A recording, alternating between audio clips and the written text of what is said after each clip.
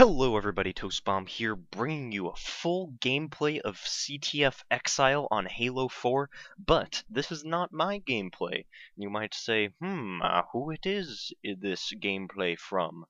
Well, the answer would be MLG Bravo. I will put the link down in the description for the original video if you want to go over there, like the video, favorite the video, subscribe to him, or just thank him for posting the video on his channel, because without his video, this video would not be possible.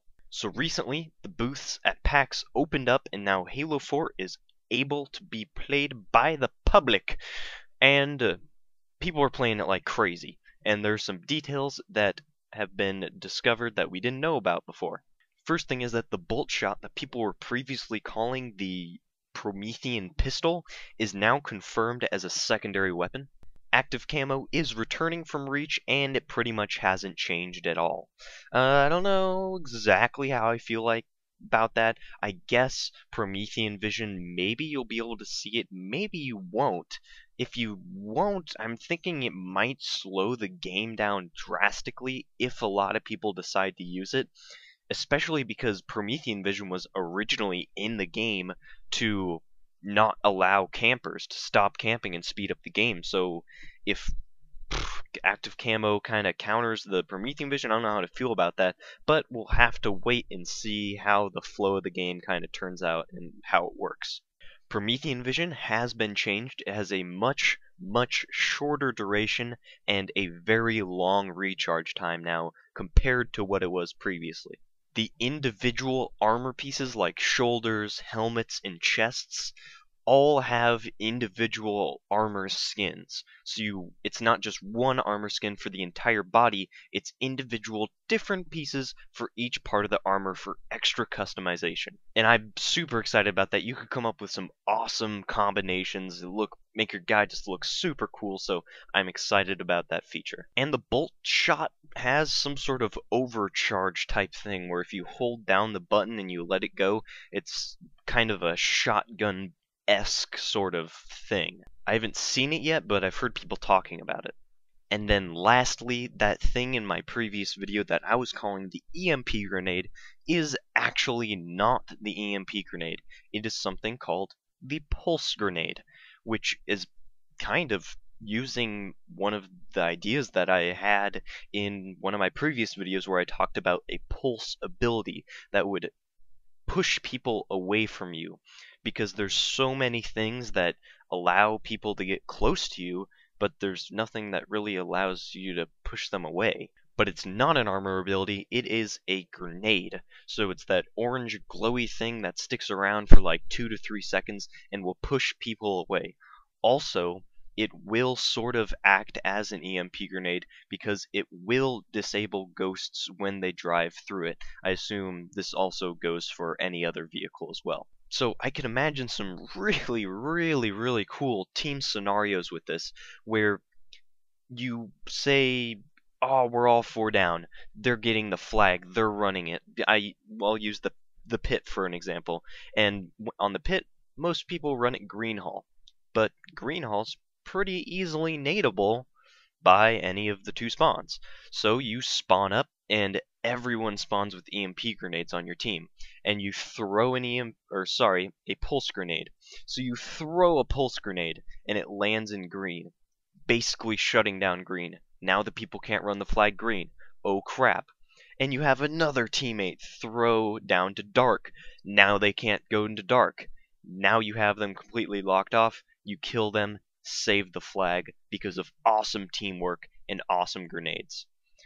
They're basically going to function really similarly to StarCraft on the Protoss side, where the sentries have the force shields that they can like block off ramps and choke points and use them really strategically to just give them that little edge. You could also even imagine like starting spawn grenades, like really elaborate starting spawn grenades, where you could block the other team from getting their sniper or something like that, so you deny them for 2-3 seconds, maybe even 6 if you have an entire team do that. But then, of course, there's also a disadvantage, because you wouldn't have your regular frag grenade. So if you're going to try to do some nade spots and nade people that were going to go for rockets or something like that off the beginning of the game, you would not necessarily be able to do that. You'd have to use an area of denial to deny them from getting over there instead of just blowing them up. This new grenade could also be used for running away. Say you're getting chased by an enemy, you're really weak, and you run around a corner, throw it at the corner, bam, now they have to go long ways around to try and get you, and they'll probably just back off. So it could be really, really useful for those types of situations. But then you start getting into this other stuff that could be just insanely cool. Like, say, I'll take pit again for an example. Say the gap between plat and green is farther.